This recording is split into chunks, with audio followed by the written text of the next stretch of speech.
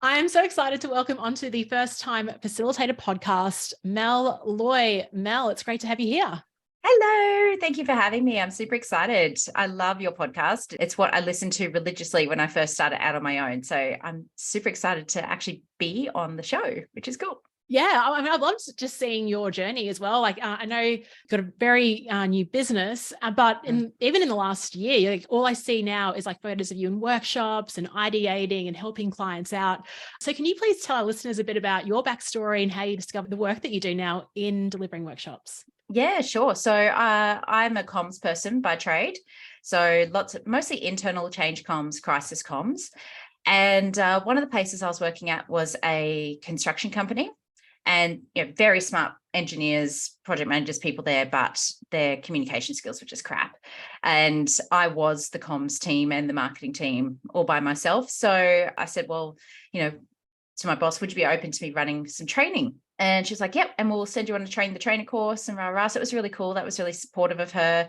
So I created a training program. I've never created a training program before. I was winging it.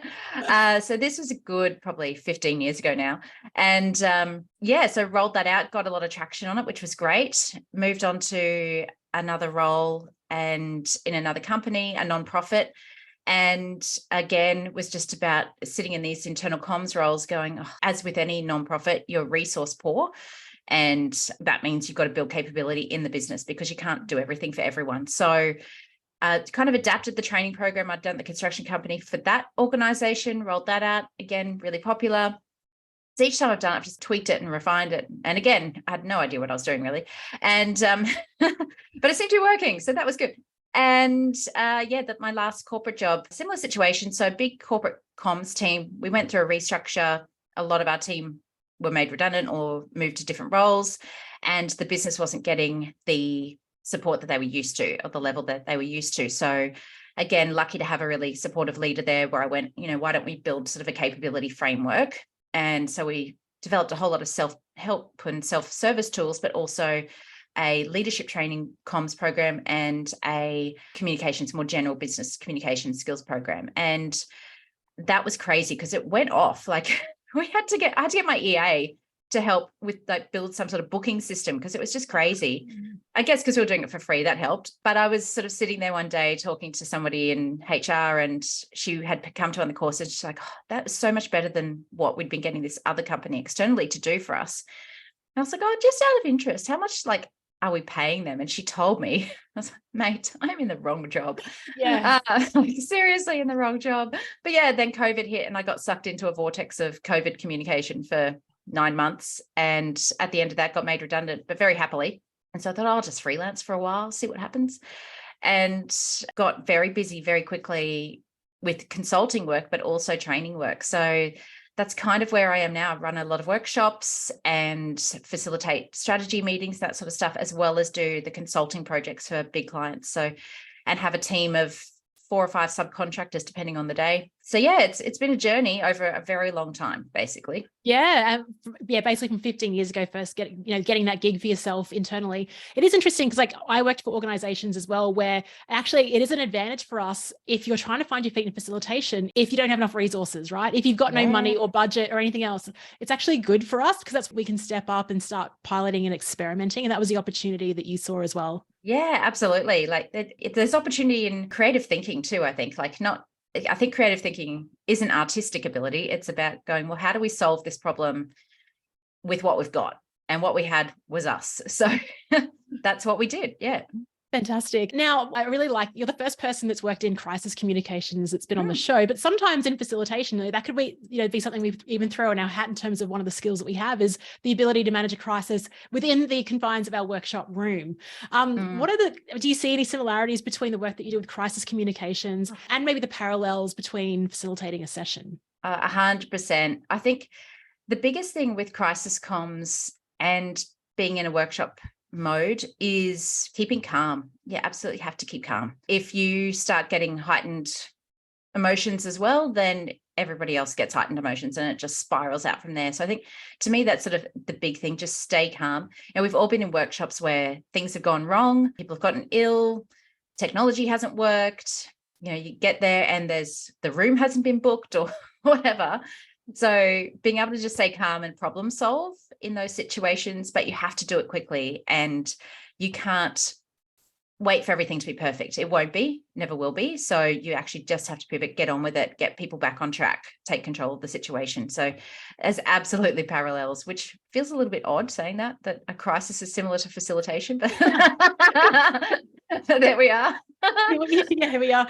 I've got a question for you about the ability to remain calm. I don't know if I was on a guest on someone's show, we're talking about this, or if we had someone on the show, but I had a recent conversation with someone about this. It's like, there's a couple elements to it. One is the external perception that you are looking calm versus what's internally happening, which is like thinking really quickly in terms of what are the solutions here. So do you have that dichotomy of like, okay, maybe if someone's looking at me, they see me looking calm.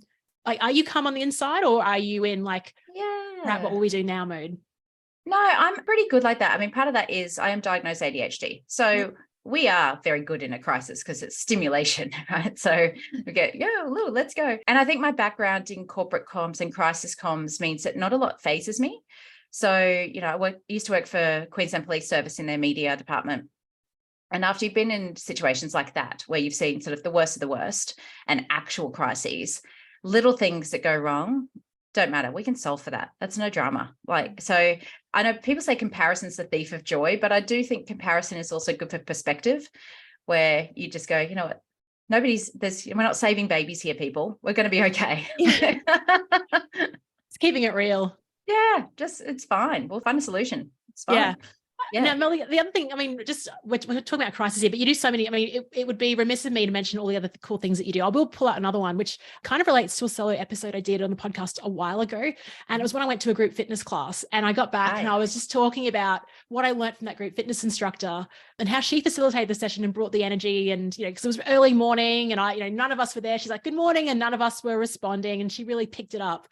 You do the same thing. You run group fitness classes. Yeah. How's that helped you with the workshop side of things? Yeah, look, there are so many parallels. I've thought about this before between running group fitness classes and facilitating. I think the biggest thing is when you run a group fitness class, and so I do the class as well. So I'm not just yelling stuff out. It's not a circuit. I'm actually doing the moves as well with them in time to music. You have to understand that people will only ever do a maximum of 80% of what you do. So you have to be 120% if they're going to reach that 100% themselves.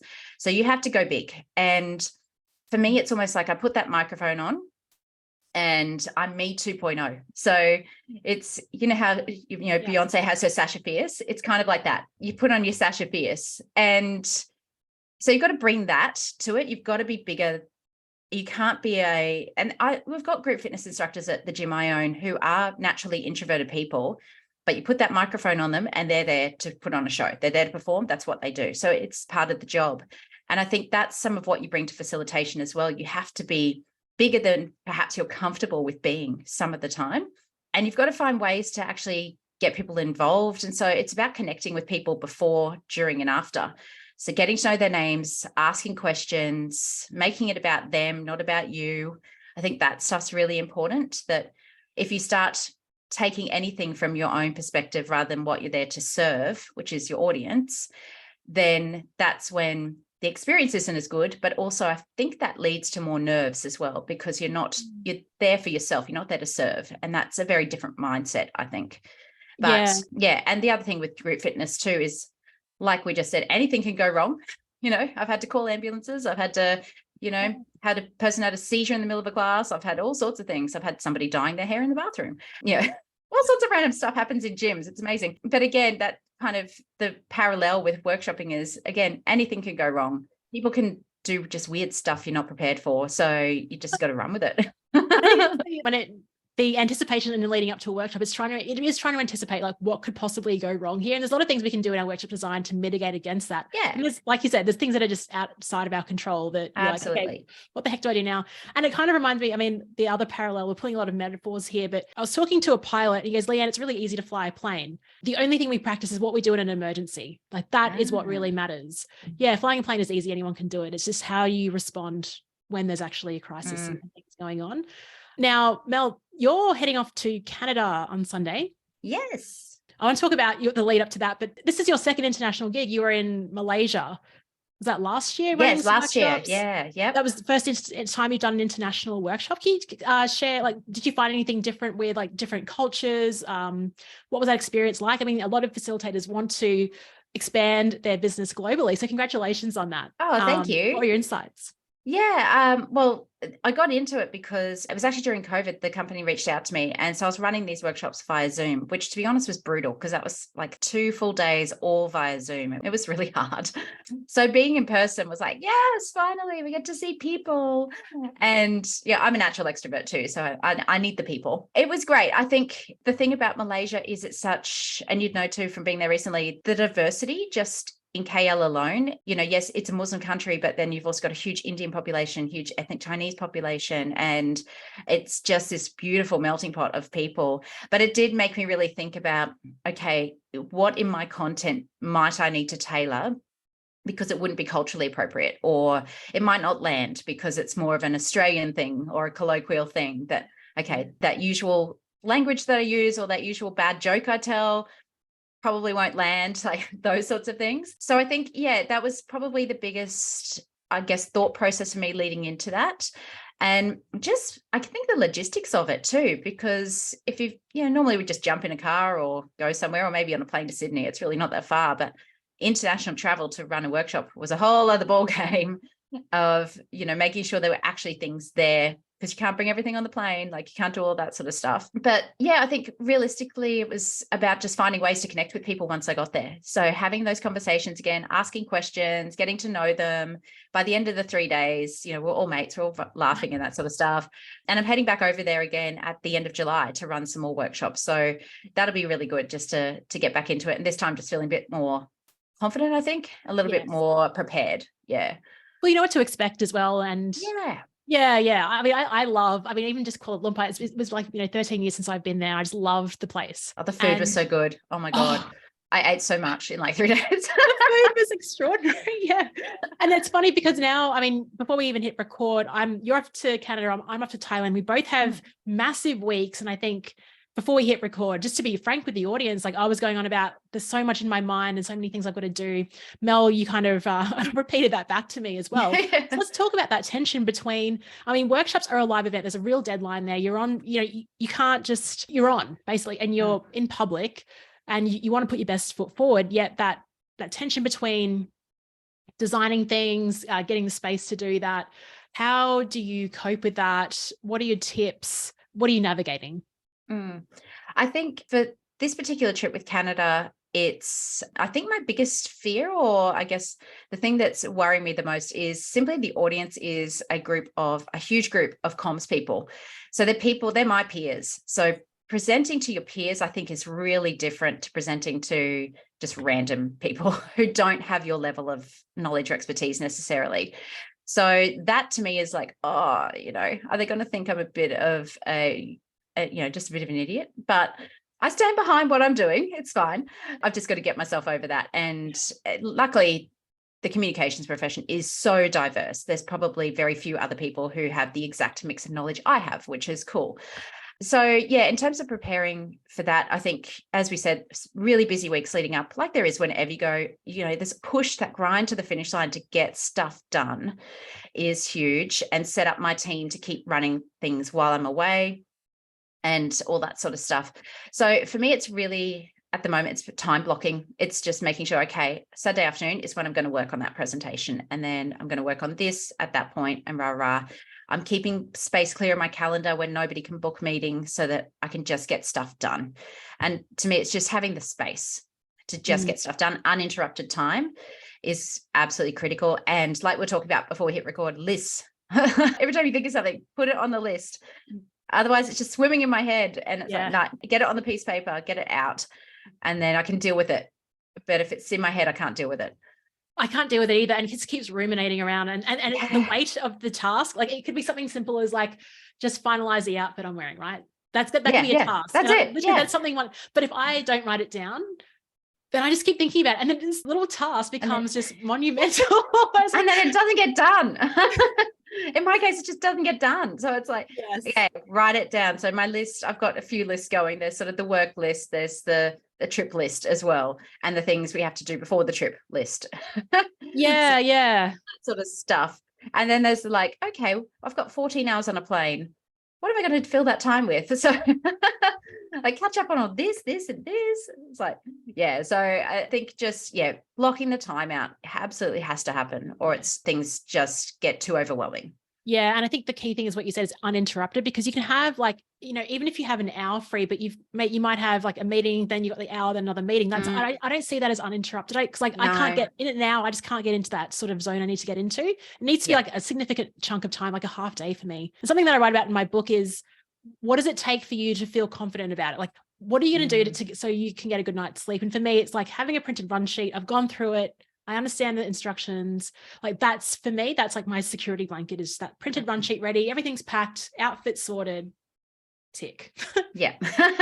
Yeah. I think that run sheet, that's the thing I go over the day before and the morning of. And you know what it's like, it's not a hugely complex thing. It's literally, for me, it's just a table where it's like activity, the key points I need to cover, and the right-hand column is, well, what's the learning element of that? Or is it a video? Is it a quiz? What is it?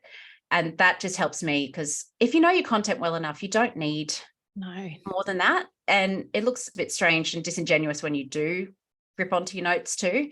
Yes. So I think for me, just having that and going, okay, yeah, this is the logic. This is the order that we're going through. Okay, I'm good. And of course you get there and you've got to pivot anyway. So exactly. I know that like it gives you the freedom to do that. But I think like you said before, it's like just that having that flow and that structure. You're like, okay, this makes sense.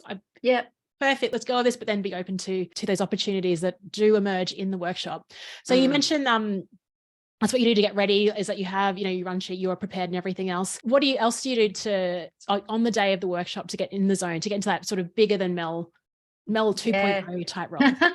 I think for me, it's about having good breakfast, because I don't want to be hangry. And that's a real thing. Yeah, it's terrible. It's even when I learned pretty early on teaching group fitness. I've been teaching for, almost 12 years now. If I didn't eat before class, and about halfway through the class, I'd be so hungry that all I'd be thinking about is food, and I just couldn't concentrate. So I need to be well fed is kind of key. And for me, again, it's just going over everything. I think I've been doing this long enough now that I can comfortably just kind of go, yep, cool, I got this. Like I swan in and kind of do my thing, as long as I've just had that once over. It's the same when I teach a class at the gym. I'll listen to the playlist on the way to the gym and I'm like, yep, cool. And look, I've been known, I did this on Friday morning. I changed the entire thing when I got there, because I realized how many people were booked in. I was like, you know what, we're just going to change this all. So so I think I'm lucky in that respect that I've got that experience in just, I know my stuff. I don't stress over it anymore. Yeah, I just great. kind of prop up, and if I need to pivot, I'll pivot. It's fine. Yeah, that's awesome. Yeah. I love that. And I think, even having that gym playlist and then moving things around when you saw the numbers, it just shows you, like, again, like we talked about the unpredictability, like different elements of an environment can force you to then improvise and switch things up. Yeah. Do you have any favorite activities that you deliver in your workshops? So I think I like starting with an icebreaker, like when you do the whole, let's introduce each other, blah, blah, blah. One of my favorite things is asking people to say one thing they're grateful for that day, because to me that, and it can be something really tiny, like I'm grateful for this coffee. I'm grateful that my kids went to school, that, whatever that is. But I think for me, that just gets people in the right mindset straight away. It's a more positive mindset. And usually you get a couple of people going, well, I'm grateful to be here. I'm grateful that, my boss let me come, or that I'm having this opportunity, and that sort of stuff. So I think that sets a good tone for the day as well. When I do the online workshops, sometimes I do a bit of show and tell. So I was like, pick something in your room and tell us a story about it. So show and tell's fun. Or when I was in Malaysia, and when I've done the online courses for them as well, I think sort of day 2 after lunch, it's slumpy. Yes. So I like to run a more fun quiz then that's just random. So I did sort of, I think it was 10 questions. 5 of them were about Australia, 5 of them were about Malaysia, and just use Slido for that. And had, stupid little prizes to give. Like I found these tacky playing cards at the airport that had Australian animals on them. So it was like, sweet. And so it was fun. It was a lot of fun. And so just lifting the energy after those times. And sometimes I bring my yoga instructor frame of mind, and we do some stretches and that sort of stuff, and get people up and moving and get the blood flowing and then back down. So yeah, I like to bring a bit of movement into it because absolutely need to move your bodies, and they sit down for so long. Yeah, that's when everything starts to slow down. So get people's blood moving, find something fun that's just not related to the workshop. And I think setting a really good frame of mind at the very beginning through that activity is kind of my go-to. Yeah, I love that positive primer question because it creates like a sort of nice energy and a bit of like sort of buzz, as opposed to tell us two truths and a lie about yourself, which can be funny, but the lying element, probably, I don't know if it's the best way to kick off. I love that you can bring in, that's the handy thing about it being a group fitness instructor, is you can bring in like those yoga moves and the stretches. I don't know if you find this, but sometimes like, I love to incorporate standing and movement as well. And sometimes when you do try and I bring it in a lot, but you can sense people like standing up going, oh, like kind of like groveling a bit. Oh, I'm going to stand up. The second they're up, it's so much better. Do you get that kind of pushback when you like stand up and everyone's like, oh yeah, like the whinging. Oh my God. It's like, you're going to be fine, honestly.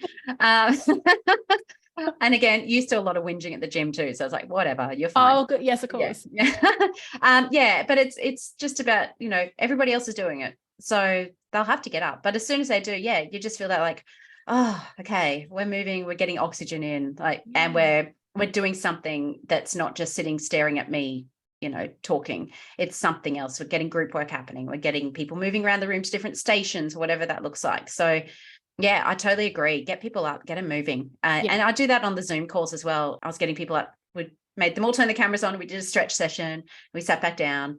So I think movement's just so important. And I'm not just saying that as a group fitness instructor, just as like, absolutely, you've got to get people moving, get blood pumping in those longer sessions. Oh, you have to. And like, even like when writing the book, it was like the hardest thing was just sitting down in a chair. Yeah, I know. You know what I mean? So it's like, okay, do I have to sit down while I write this, or can I just annotate it? Like, for me, it's crucial. Even just, and it's funny because I've just a shout out to Brendan, because we were working together on something a couple of weeks. Brendan Baker came up from, and we're working with a client, and then Brendan and I went for a walk around the block. And it was a beautiful day. And the ideas we had on that walk were just so much better than what we had with just sitting there talking. It's so interesting, those walk and talks. And yeah, I saw a great meme once that, if women were allowed to solve all the world's problems, it would involve walking around in activewear getting coffee. Like, it's so true. That is so true. My besties and I solve all the world's problems when we go for a walk. Yeah, and it's so funny because I remember Petra and I go for walks as well, and you think I come up with stuff, and I'm like, my gosh, where's that idea come from, and why isn't this recorded? Yeah. I need to tweet this right now. It is just getting that blood pumping, the neurons firing in the brain, honestly. Yeah. And it's kind of interesting because like then, we think of workshops and the environment is like, come into a room and sit down within these four walls. And even for the session I'm running, I'm just, I've looked at the forecast. It's going to be a beautiful sunny day. I'm so grateful because we can then utilize the space and take people out. Yeah, and nice. Give them that. Yeah, that's right. Yeah, that sounds awesome. Hey, Mel, I love saying that because that's your company name. But you've also been incorporating visuals into your work. I know that you're sort of started maybe a couple of years ago, and I've seen the quality of your work now, which is very inspiring. Oh, thank you. How's that complementing your sessions? Yeah, it was something that, so shout out here to Hayley Langsdorff, who taught me how to sketchnote. And I'm nowhere near the level that Jade is at. Shout out to Jade as well, who's I know has illustrated your book. She's amazing. But it was just something I was interested in doing. And again, there's probably my ADHD brain where I learn a lot of things. So, I know how to play the flute. I can crochet. I did gymnastics for a while. I did adult ballet lessons. Like, I just try anything really. But yeah, it was a really fun skill to learn. And now I try and use that more often than not in my workshops. So the workshop I'm running in Canada, for example, the only PowerPoint slide I've got is one with a QR code on it because I need people to do a quiz. Everything else I'm using flip charts and drawing. And I think, to me, that's a competitive edge against, where other people are just showing slides, but also it keeps people more engaged because you build out a graphic with them as you go. And I like doing that even when I do use a lot of slides, like what I'll do in KL. We always pause and document their light bulb moments. So at the end of each session, each day, they have a full graphic recording of what they learned. So they're able to take that away with them. So, and that to me is also a helpful way of measuring how much has stuck. And if we do need to reiterate anything, I'll be drawing up there and going, so what about this? And somebody will be like, oh, yeah.